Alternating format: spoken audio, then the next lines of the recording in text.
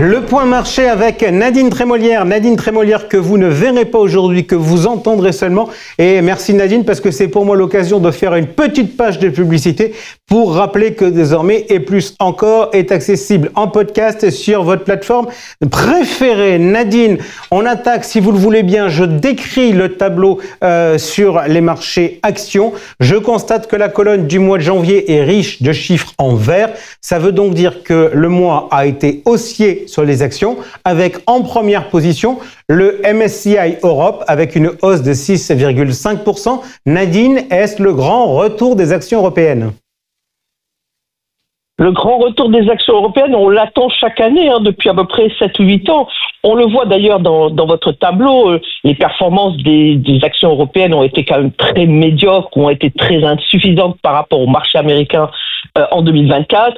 L'année commence mieux, peut-être à la faveur de certaines valeurs qui ont eu des très bons résultats trimestriels, comme SAP, comme LVMH. Ce sont des gros poids lourds de la cote qui comptent énormément dans les indices.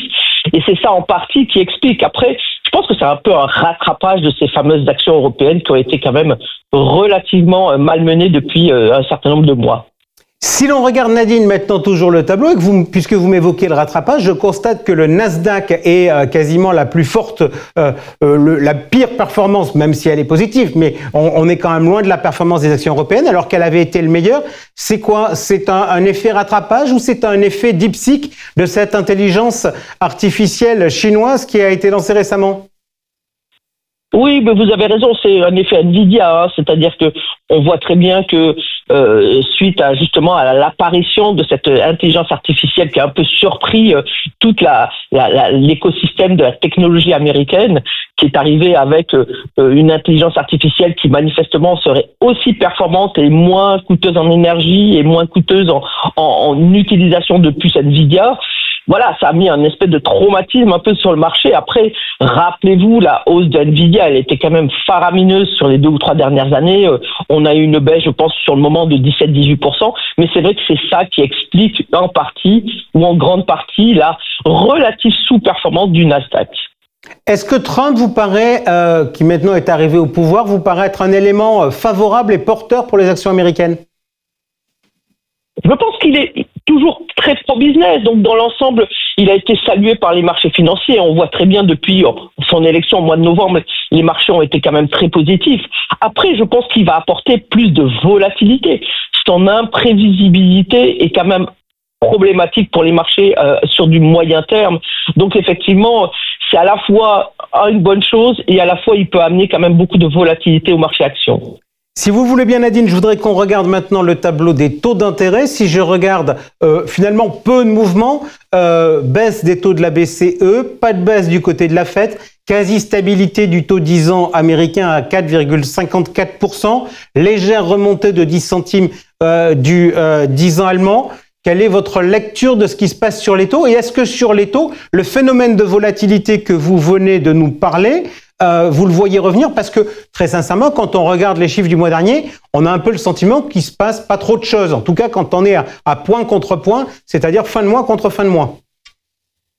Vous avez raison, visuellement, on n'a pas l'impression d'une grande volatilité. Or, il y a eu pas mal de volatilité pendant le mois sur les taux américains, justement parce que la problématique à venir, c'est de considérer que le programme de Trump est quand même pourrait être inflationniste et malgré tout, il pourrait gêner justement cette baisse des taux venant de la Fed.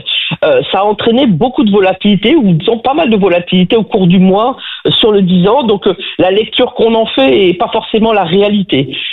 Quant aux taux allemands, ils ont eu plutôt tendance à suivre, et c'est peut-être la problématique auquel on est confronté, c'est qu'ils ont plutôt tendance à suivre un petit peu ce qui se passe aux États-Unis, alors que sur la partie taux court, on sent qu'on est quand même rentré dans un mouvement de baisse continue et on pense qu'effectivement la BCE va être beaucoup plus proactive que la Fed sur la partie court terme.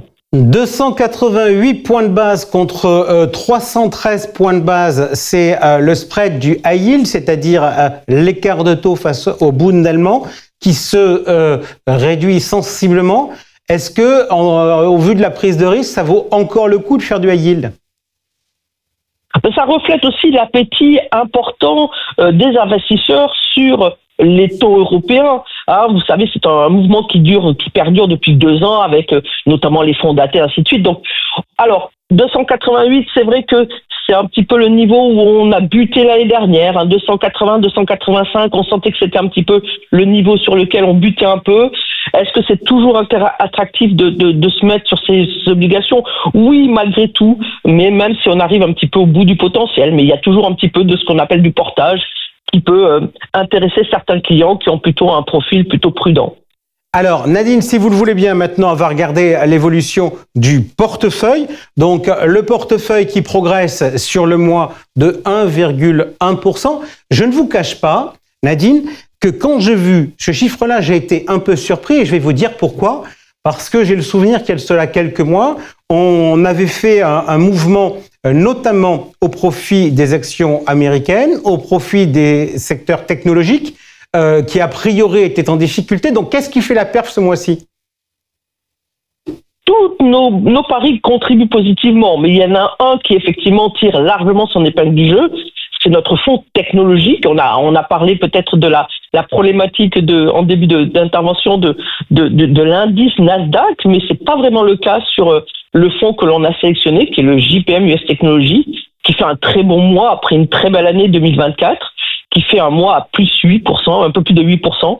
Donc effectivement, ça montre aussi que la gestion active, elle a la capacité d'aller sélectionner les bonnes valeurs et qu'il y a toujours de l'appétit et il y a toujours de la valeur à récupérer dans ces fonds-là.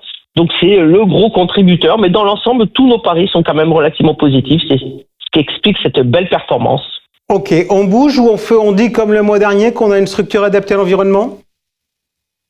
Je pense qu'on est plus ou moins adapté, donc on se pose la question. Pour rien vous cacher, on se pose un petit peu la question autour de notre fonds émergent qui effectivement ne contribue pas très positivement, même s'il a arrêté de contribuer négativement. Est-ce que ça peut être un relais de croissance pour le futur? Voilà, c'est un peu la question qu'on se pose. On y répondra peut-être le mois prochain. Eh bien, je compte sur vous pour y répondre le mois prochain en plateau. Merci beaucoup Nadine d'avoir été avec nous. Tout de suite, l'homme dans l'actu.